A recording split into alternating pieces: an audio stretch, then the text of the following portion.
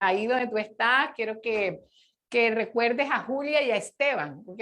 Vamos a mirar esta unión, esta familia, y hoy quiero llegar a un punto y es la raíz de los conflictos en la familia. ¿Dónde está la raíz? Porque si nosotros descubrimos la raíz de los conflictos de la familia, entonces pudiéramos encontrar la solución. Hasta que nosotros no logramos encontrar la raíz de los conflictos, no, Julia y Esteban pueden buscar todas las ayudas que necesitan, pueden ir a todos los lugares, pero este autor que está analizando el caso de esta pareja, de esta familia y de estos hijos, que es el doctor King Sande, él está analizando este caso, él llega a la perfecta conclusión de que ellos no van a poder salir del conflicto en que se encuentran esta familia, que el matrimonio va cuesta abajo, va en un proceso de deterioro. Ellos no van a poder encontrar la solución si ellos no encuentran la raíz. Y normalmente en los conflictos familiares nosotros estamos tratando de solucionar los síntomas,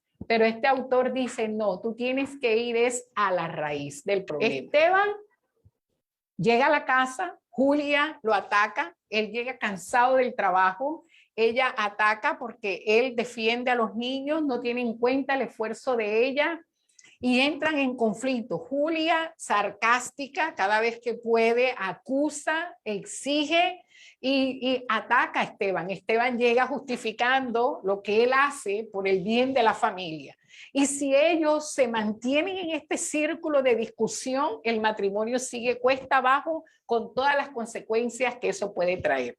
Ahora, si ellos se pusieran de acuerdo y ellos trataran de solucionar este conflicto y encontraran la raíz, posiblemente llegarían al sueño que tenían cuando se casaron o cuando conformaron su hogar, que era ser felices. Ellos se prepararon y tenían las mejores intenciones de tener un buen hogar. Ahora, ¿qué dice Jesús a esto? ¿Qué dice Jesús a esta unión donde hay conflictos y hay crisis? Entonces Jesús, quiero que usted me acompañe y busquemos en Lucas capítulo 12, en el versículo 13 al versículo 15. Resulta que Jesús, durante su ministerio terrenal, un joven se le acercó.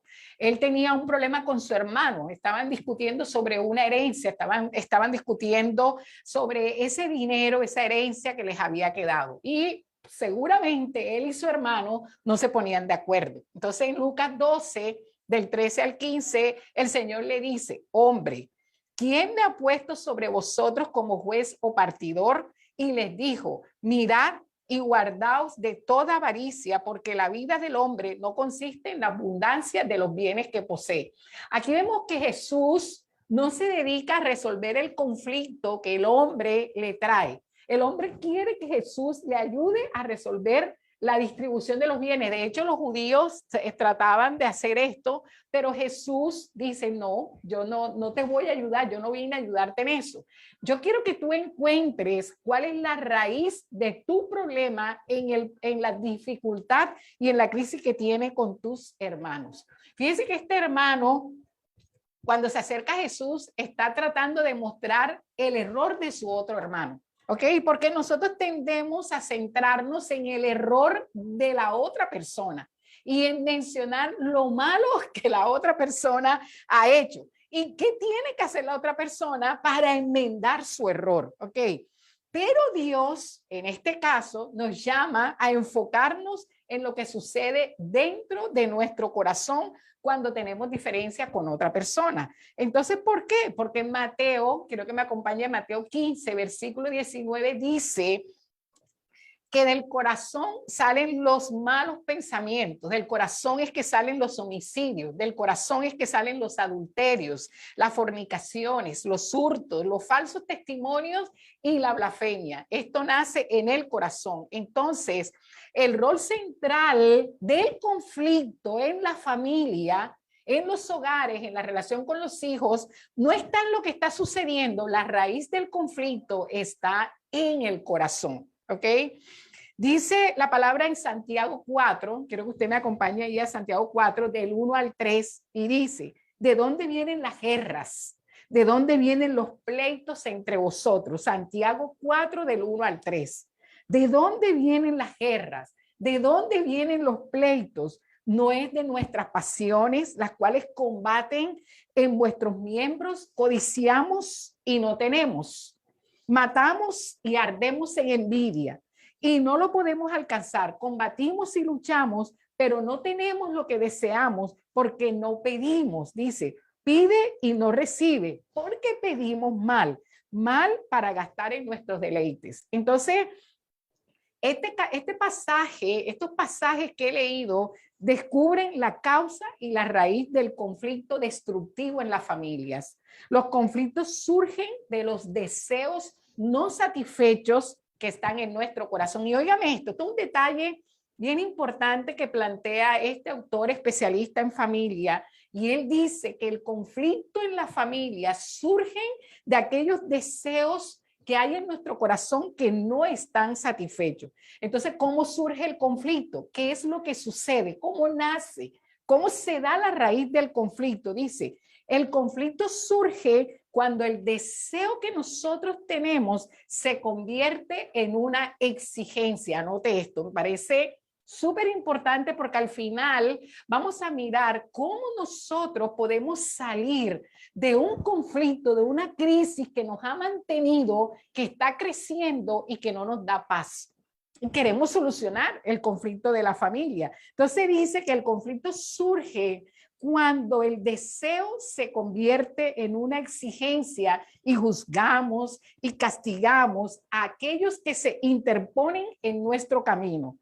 Y miremos la progresión paso a paso. Quiero que usted vaya conmigo en el paso a paso de cómo progresa el deseo de mi corazón y se convierte en un conflicto con los demás. El primer paso. ¿Cómo progresa? Y se va convirtiendo mi deseo en un ídolo. Entonces dice que el primer paso es deseamos. Deseamos algo. Yo deseo algo y no todos los conflictos nacen de un mal deseo. Los conflictos también nacen de un buen deseo. No todos los deseos malos o los deseos buenos depende del progreso que tenga el deseo.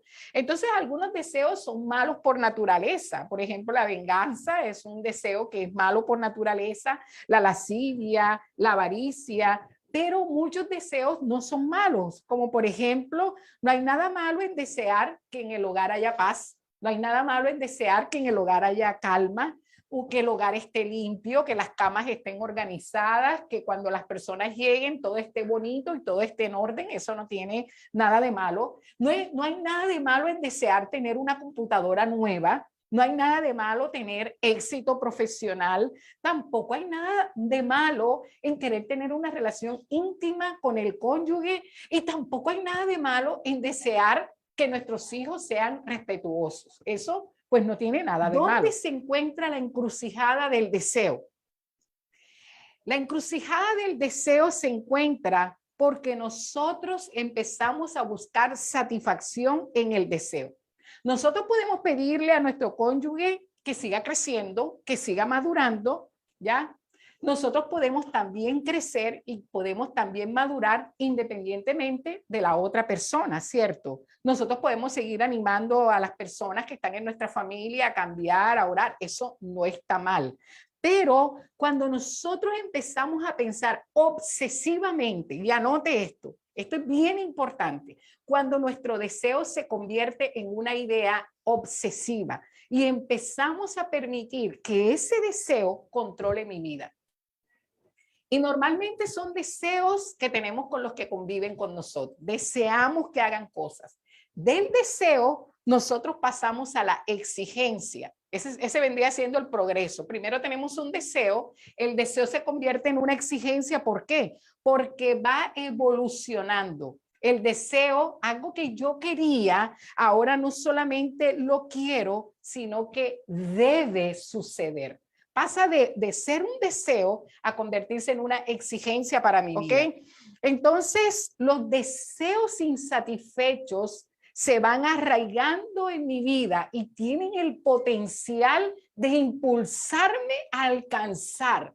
El deseo insatisfecho empieza a llenarme y entonces llegamos a creer que eso que nosotros deseamos, que fue bueno y bonito, se convierte en algo que necesito y que merezco. Y ahí empieza la dificultad en mi corazón. Empiezo a pensar que eso que deseo, empieza a pensar Julia y Esteban, que eso que ellos deseaban se convierte en aquello que los va a hacer felices o los va a hacerse sentir realizados. Entonces, por ejemplo, Esteban llega y dice, trabajo duro toda la semana. ¿Acaso no me merezco un poco de paz y de tranquilidad cuando yo llego a esta casa? Esteban dice, yo tengo 2 trabajos para pagarle los estudios. Me merezco el respeto de mis hijos, el respeto de Julia y su aprecio. Paso horas y horas, dice Julia, administrando el presupuesto de la familia. Necesito una computadora nueva. Es un buen deseo, pero se ha vuelto ya en una exigencia. La Biblia dice Julia, la Biblia dice que deberíamos ahorrar para estar preparados frente a los imprevistos. Necesitamos ajustar nuestro presupuesto para poder ahorrar más. Dios, dice Esteban, Dios me ha dado el don de hacer negocios. Él me llama a trabajar duro para sostener a nuestra familia. Me merezco más apoyo de tu parte, Julia. Las escrituras dicen que un esposo y una esposa deberían estar completamente unidos en amor. Entonces le dice Julia a Esteban, yo necesito más intimidad contigo. Solo quiero lo que Dios ha ordenado. Hijos que aprendan a respetar a sus padres y usar al máximo los dones que Dios les ha dado. Entonces, yo debería tener todo esto para poder ser felices. Así es que ahí es donde comienza el problema. En términos bíblicos, lo que está sucediendo en este momento es que el deseo se ha convertido en un ídolo. ¿Por qué? Porque la mayoría de nosotros piensa que un ídolo, bueno, es una figura, es una imagen, algo que nosotros construimos, pero un ídolo es cualquier cosa que no sea Dios, de la cual depende nuestra felicidad, satisfacción o seguridad. Anote eso. Muchos de los deseos que tenemos se han convertido en ídolos. ¿Por qué? Porque dependemos de esos deseos para ser felices y empezamos a exigirle a los que están a nuestro alrededor que hagan parte de nuestro ídolo, ¿ok? Y también, como es, los ídolos empiezan a dominar nuestra vida. Estos ídolos se convierten en dioses que son falsos y en dioses que son funcionales. Y empezamos a girar alrededor de ellos. Martín Lutero dijo lo siguiente, un Dios es todo aquello a lo cual acudimos para recibir algo o encontrar refugio a la necesidad. Tener un Dios no es otra cosa que confiar y creer en Él o de corazón, ¿ok? Todo aquello a lo cual le entregamos el corazón y confiamos con todo nuestro ser, eso, dice él, es realmente nuestro Dios. Ahora, la pregunta, ¿cómo podemos nosotros discernir en medio de la familia, en medio de la crisis de Esteban y Julia, cómo podemos nosotros discernir que un buen deseo se fue convirtiendo en una exigencia pecaminosa? Primero, ¿qué le preocupaba a ellos? ¿Qué era lo que les preocupaba? ¿Qué es lo primero que pensaban en la mañana y lo último que pensaban en la noche? ¿Qué deseaban preservar y evitar a toda costa? ¿Dónde tenían puesta su confianza? ¿Qué temían ellos que sucediera? Cuando no se cumplían los deseos, sentían frustración, ansiedad, resentimiento, amargura, enojo o depresión. Es que empezamos a juzgar. Entonces, ¿cuál es la otra señal de idolatría? Juzgar a los demás cuando no satisfacen nuestros deseos y no cumplen nuestras expectativas. Los criticamos, los condenamos en nuestro corazón y con nuestras palabras. Las escrituras enseñan que nosotros debemos confrontar a las personas, debemos enfrentar a la familia cuando algo no está sucediendo según lo que nosotros hemos acordado. pero debe hacerse con una amorosa confrontación. Debe hacerse de tal manera que yo también me considere parte del problema. Pero cuando vamos a la posición de juzgar de manera pecaminosa, nosotros empezamos a involucrar la especulación. Empezamos a especular sobre lo que el otro está haciendo que parece que fuera en contra mía. Entonces eso refleja la falta de amor y preocupación hacia los demás. Cuando más cerca estamos de los demás, por eso estas son manifestaciones de crisis de familia, porque cuando más cerca estamos de los demás, más esperamos de ellos. Anote esto. Entre más cerca estamos, más esperamos de ellos. Y es más probable que nosotros empecemos a juzgarlos, ¿ya? Porque no cumplen con nuestras expectativas. No cumplen nuestras expectativas, empezamos a juzgarlo. Por ejemplo, decimos algo como esto que decía Julia, como esto, ¿verdad? Dice, si realmente me amaras más que todos, tú me ayudarías a satisfacer mi necesidad. También pensamos que en nuestros hijos y decimos, después de todo lo que he hecho por ustedes, deben hacer esto por mí. Y empezamos a juzgar el comportamiento y podemos tener expectativas similares con otros miembros de la familia. Y empezamos a exigirles a ellos que se acoplen a nuestro ídolo y ellos empiecen a adorar el ídolo que yo estoy adorando, ¿ok? Entonces es bueno esperar, yo creo que eso no está mal, en cierto nivel es bueno esperar lo mejor de los demás, pero es razonable esperar comprensión y apoyo de quienes están más cerca de nosotros. Pero si no tenemos cuidado, estas expectativas que tenemos de los demás pueden convertirse en un desacuerdo o en un sentimiento de fracaso, porque nosotros empezamos a imponer estrictamente nuestras expectativas. Y ahí empieza la crisis de Esteban y de Julia. En realidad, lo que nosotros queremos es que ellos, lo que quería Esteban era que Julia adorara a su ídolo y lo ayudara a construir alrededor de su ídolo. Y lo que quería Julia era que Esteban también adorara el ídolo de ella. Pero ¿cuál era el ídolo de cada uno de ellos? Cuarto y último que sucede cuando se levantan estos deseos que se convierten en exigencias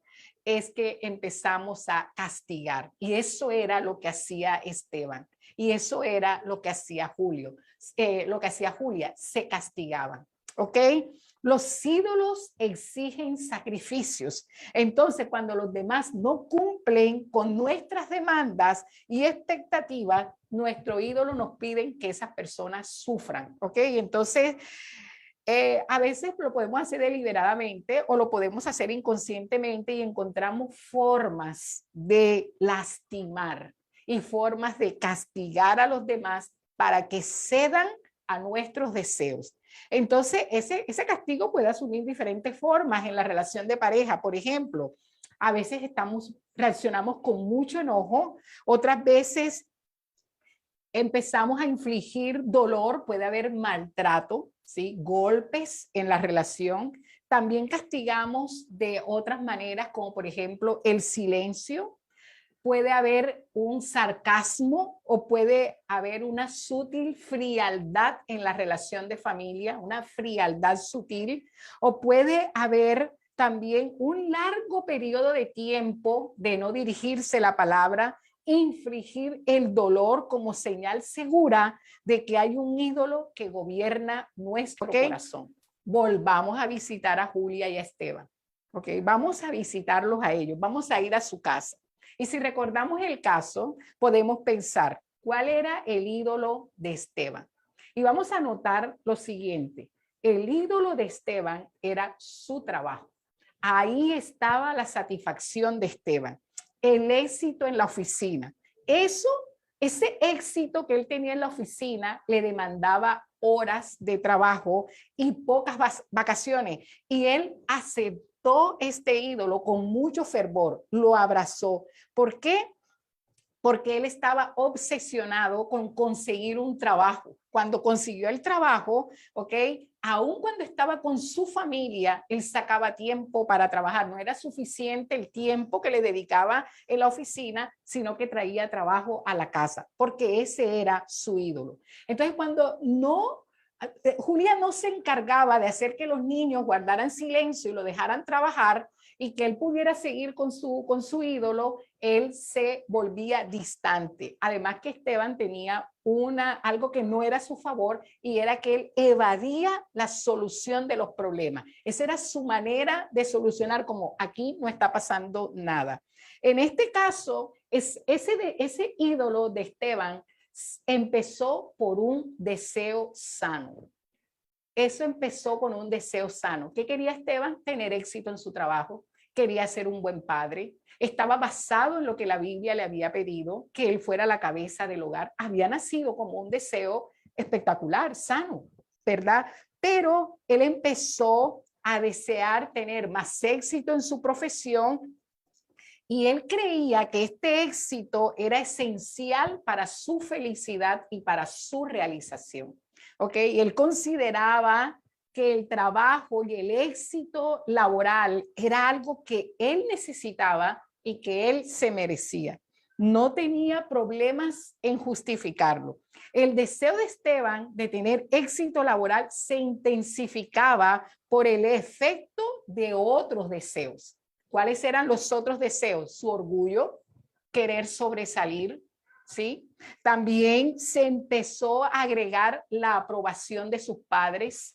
Los padres de Esteban consideraban que el éxito de su hijo estaba en su profesión, en hacer más cursos, más posgrados, más maestrías, prepararse, estudiar, ganar más dinero y que fuera un profesional exitoso. Y ese deseo en el inicio no estaba mal. El asunto estaba en que ese deseo se fue convirtiendo en un ídolo que sacrificó su matrimonio. Estaba su matrimonio yendo cuesta abajo por la adoración de su ídolo. Y algo que sucedía con este ídolo de Esteban era que para sentirse seguro y feliz y para que pudiera funcionar como familia, su trabajo era la prioridad por encima de todo lo demás. ¿Ok? Pero vamos a ver ahora cuál era el ídolo de Julia. El ídolo de Julia, el Dios que Julia había levantado, había nacido de un buen deseo. Eran sus hijos. Era la crianza de sus hijos. Eran las actividades que realizaran sus hijos. Era la agenda de sus hijos. La agenda de sus hijos empezó a convertirse en la agenda de ella. Si los niños estaban felices, Julia estaba feliz. Si los niños tenían un buen día, Julia tenía un buen día. Pero si los niños estaban frustrados o no podían cumplir con sus actividades, Julia estaba frustrada. Cuando Julia y Esteban se encontraban en la noche, yo quisiera que usted se imaginara cada uno adorando su ídolo, cada uno queriendo que el otro le ayudara a atender su ídolo, y cuando se encontraban, pues por supuesto explotaban. Esteban llegaba a la casa y él quería encontrar silencio y paz, saludar a todos y seguir trabajando o en la televisión. Julia quería que cuando Esteban llegara le preguntara por los niños y cómo están los niños y cómo le fue y qué hicieron y que reconociera el gran trabajo que ella había realizado. Si esta situación no se solucionaba, este matrimonio iba a ir cuesta abajo porque Esteban enfrentaba los problemas huyendo, ¿sí? Sí, no quería confrontar, y Julia enfrentaba los problemas siendo agresiva, en alta voz, exigiendo. Y mientras los dos estuvieran en desacuerdo, el matrimonio no iba a fluir. Y los hijos estaban en medio de esta situación. ¿Qué necesitaban ellos? Encontrar la raíz del problema. Ahora la pregunta que viene para nosotros es, ¿cómo podían ellos ser libres de la idolatría en la que habían caído? ¿Cómo podían ser libres? La palabra de Dios tiene una solución y yo quiero que usted la note. Una solución. Cuando nosotros levantamos un ídolo y ese ídolo se lo queremos imponer a nuestra familia. Y la palabra nos dice que hay una sola forma de ser libre de esa esclavitud y de ese juicio, y es mirar a Dios mismo, que se complace en liberar a las personas de sus ídolos. Dios desea que nosotros seamos libres de los ídolos. Y ahora veamos por qué. Si usted me puede acompañar a Éxodo 20, versículos 2 al 3. Éxodo 20, del 2 al 3 dice, yo soy Jehová Dios, que te saqué de la tierra de Egipto, de casa de servidumbre. No puedes tener dioses ajenos delante de mí. Dios ha provisto la cura para la idolatría. Tenemos la cura para la idolatría. ¿Okay? Mira lo que dice Romanos 8. Vamos a leer un momentico lo que dice Romanos 8, versículo 1 al 2. Y yo sé que aquí conectados hay padres, yo sé que aquí hay madres, yo sé que aquí hay hijos, yo sé que aquí hay parejas, yo sé que aquí conectados hay esposas y esposos. Dios quiere que en esta mañana tú examines de qué manera tú te estás relacionando con tu familia y cuáles son los ídolos que tú has levantado, pero también cuáles serían los ídolos que ellos han levantado. Ahora, este momento no es para ir ahora y aplicar la misma, ir a juzgarlos por sus ídolos. No, no, no. Este momento no es para ir a criticar al otro por los ídolos del otro. Este momento es para autoexaminarnos y buscar los ídolos que nosotros hemos levantado y con los cuales nosotros, como no se cumplen, nosotros nos hemos vuelto insensibles, agresivos, amargados, justificamos, criticamos, golpeamos, no escuchamos y todos se tienen que ajustar a ese ídolo que nosotros hemos levantado. Así que por lo tanto la familia no está disfrutando de lo que Dios quiere que la familia disfrute. Entonces yo les decía que buscáramos Romanos capítulo 8, versículo 1 al 2 que dice, ahora pues, ninguna condenación hay para los que están en Cristo Jesús, los que no andan conforme a la carne, sino conforme al Espíritu, porque la ley del Espíritu de vida en Cristo Jesús me ha librado de la ley del pecado y de la muerte. Levantar ídolos, fíjense que es un pecado porque mire cómo la familia entra en crisis. Entonces, para nosotros poder recibir el perdón y poder recibir la libertad, debemos reconocer este pecado. Y es un reconocimiento individual, ¿ok? Arrepentirnos de él, poner nuestra confianza en Jesucristo. Y cuando lo hacemos, ya no estamos bajo el juicio de Dios. Entonces, ¿cómo vamos a ser libres de esos ídolos específicos? Dios te llama a identificarlos. Ese es el primer paso. Dios nos llama a identificar nuestros ídolos y a confesar cada uno de ellos y luego cooperar con Él mientras nos los va ayudando a eliminar firme y gradualmente de nuestro corazón. ¿Cuáles son los 3 instrumentos que Dios usa para liberarnos de los ídolos? El primero, la Biblia. Si en tu casa hay una Biblia, ahí vas a encontrarlo. Lo segundo es el Espíritu Santo. Y lo tercero es la iglesia. Y ustedes van a decir, pero ¿cómo así? Primero la Biblia, porque dice Hebreos capítulo 4, versículo 12. Quiero que me acompañe a Hebreos 4, versículo 12. La primera de los 3 instrumentos es la Biblia. ¿Están las familias leyendo la Biblia? ¿Están los matrimonios haciendo devocional juntos? ¿Están orando? ¿Están pidiéndole a Dios todos los días que les guíe con su espíritu? Entonces la Biblia es viva y eficaz. Cuando nosotros tenemos relación diaria con la palabra de Dios, el Espíritu Santo va revelando a nuestro corazón los ídolos que hemos levantado delante del Señor.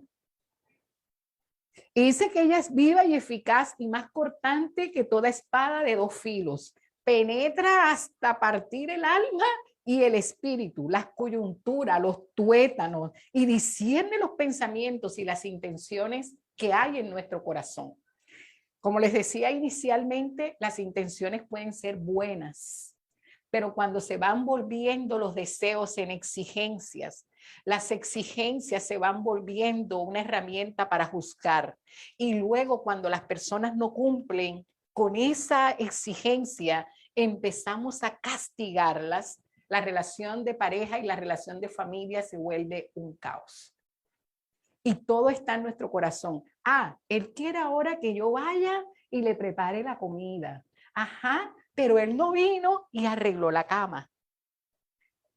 Y ahí podemos identificar, ah, él ahora quiere que yo me vaya tranquilita con él a pasear y fíjate, anoche llegó tarde.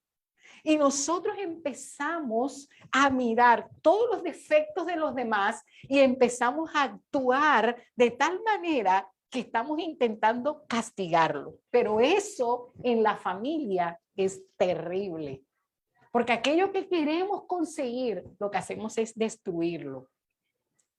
Y dice que solo el Espíritu Santo nos puede ayudar a identificar los ídolos que las parejas, los matrimonios y los hijos han levantado en el hogar. Los hijos tienen exigencias con los padres. Yo quisiera, un deseo, yo quisiera que mi mamá fuera como la mamá de mi amigo.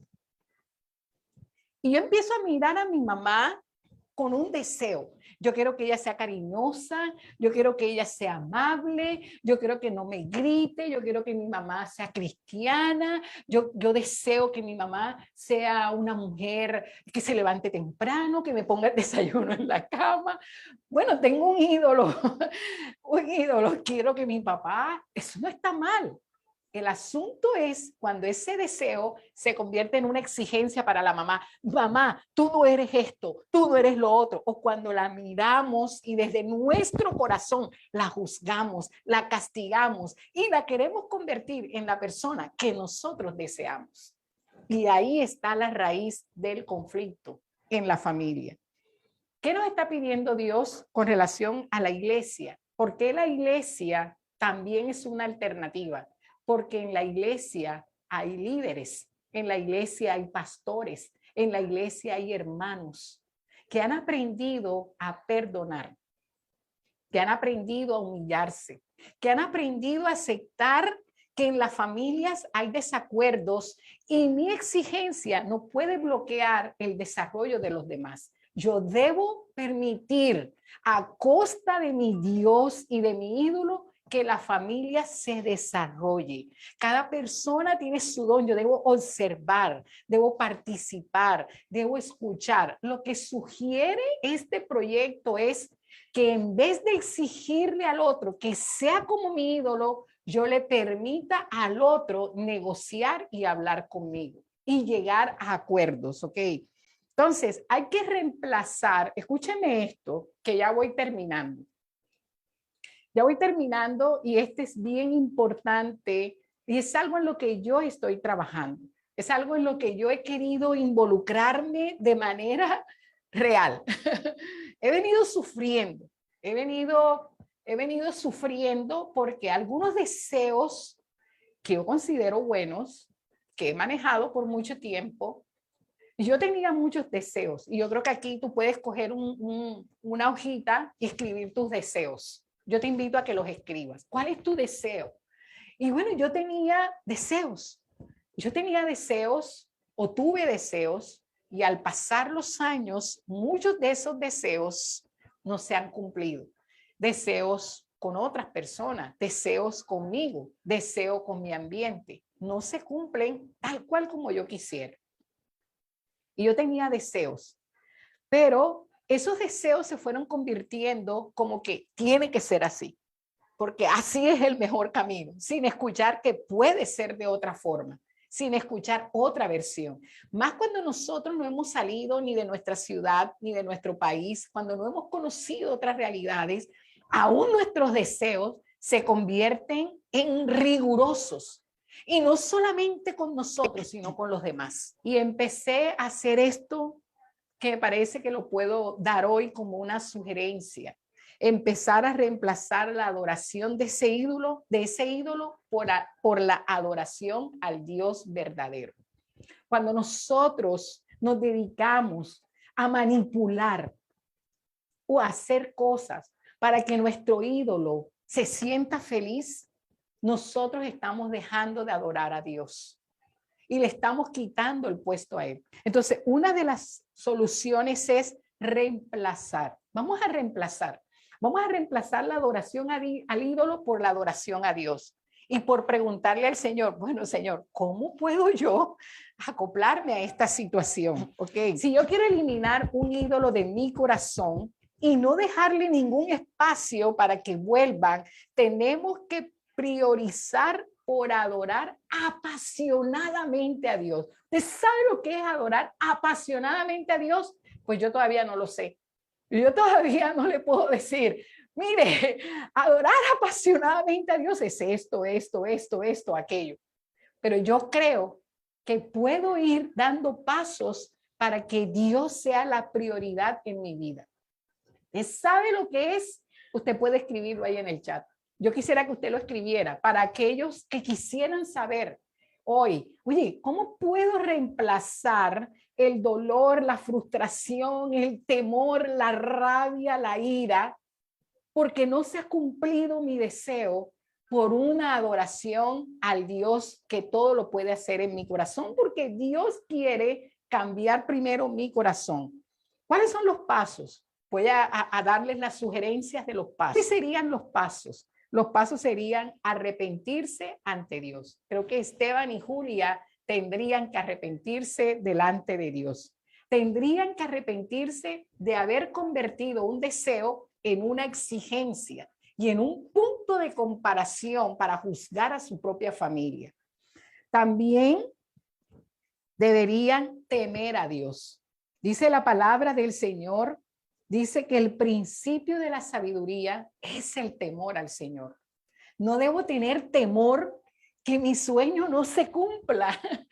Es que el temor de que mi deseo no se cumpla me hace vivir en angustia, me hace que no pueda dormir. Y creo que por eso he venido pasando durante este último año en mi vida. He venido pasando por eso. Bueno, ¿y qué pasaría si mi deseo no se cumple? Y usted sabe lo que sucede cuando nosotros hemos convertido un deseo en un ídolo. Le invertimos tiempo, le invertimos dinero, le invertimos nuestro esfuerzo, nos sacrificamos por ese ídolo. Así que, por supuesto, cuando nos acostamos y empezamos a mirar el techo y empezamos a analizar lo que ha pasado con el sueño, empezamos a pensar, le dediqué tantos años, le dediqué tanto de dinero, hice tal cosa, fui, me esforcé, hice tal cosa y no ha pasado nada.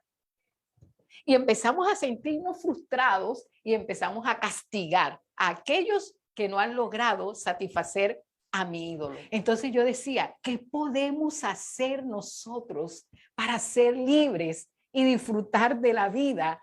¿Y qué voy a hacer el día que el deseo que he tenido en mi corazón por mi vida, por mí, por mi familia, etcétera, por la iglesia, por el ministerio, no se cumpla? ¿Cómo voy a estar y cómo va a estar mi corazón? ¿Voy a tratar de impedir que otros alcancen su sueño? ¿Me voy a volver en la persona más amargada para impedir que otros sean felices? Ah, ok, si yo no soy feliz, él tampoco. Hoy aquí en esta casa la felicidad depende de que yo sea feliz. Y algunas personas, algunas esposas, algunos hijos hacen esto. Entonces debemos temer al Señor. Nuestro verdadero temor es al Señor. No temáis a los ídolos. No temamos que no se cumpla el sueño, porque Dios es el que conoce nuestros pensamientos, pero los pensamientos de Dios, dice Isaías capítulo 55, dice que los pensamientos de Dios son más altos que los nuestros. Si no se cumple el deseo de esta manera, Dios buscará la forma. Por eso mi temor no puede estar en mi deseo, mi temor tiene que estar en el Señor, porque Él tiene, definitivamente, Él tiene el control. Y dice, no temáis más, ¿verdad? A los que matan al cuerpo, mas el alma no pueden matar. Tened más bien aquel que puede destruir el alma, el cuerpo en el infierno. Mateo 10, versículo 28. el siguiente paso es amar a Dios, definitivamente. Y yo creo que no hemos podido encontrar un descanso mayor y creo que sería la recomendación para Julia y Esteban. Amen a Dios, ¿ok? Anhelen a aquel que nos perdona, que nos brinda todo lo que nosotros necesitamos, en vez de buscar cosas que no nos pueden salvar, ¿ok? Dice la palabra del Señor, el Salmo 118, versículo 8, mejor es confiar en Jehová que confiar en el hombre. Es mejor confiar en Jehová que confiar en mi deseo, ¿ok? Y dice Proverbios 3, versículo 5, fíjate de Jehová de todo tu corazón y no te apoyes en tu propia prudencia. Señor, hay que ir a su presencia, ¿ok? Y la última, ya para terminar, el último consejo es deleitarse en Dios. Hay que deleitarse en Dios. Hay que buscar al Señor, que es nuestro mayor gozo. No sé, usted tal vez ha experimentado un gozo de permanecer en Dios, pero ese gozo se puede ir en el transcurso del día, cuando el pensamiento de frustración vuelve a su vida. Pero dice el Salmo 37, versículo 4, va a tener que ser un deleite permanente. Dice, deleítate a sí mismo en Jehová y Él te concederá las peticiones de tu corazón. Deleítate primero en Él. No te deleites en que otro, porque mire, usted pone su confianza, Julia pone su confianza en Esteban. Esteban pone su confianza en Julia. Julia tiene su confianza en sus hijos, sus ídolos, que ellos salgan adelante y que sean exitosos. Esteban tiene su confianza en su ídolo, ser un buen ejecutivo, un buen trabajo. La vida puede cambiarnos en un minuto, la vida. Y esos dioses derrumbarse de una.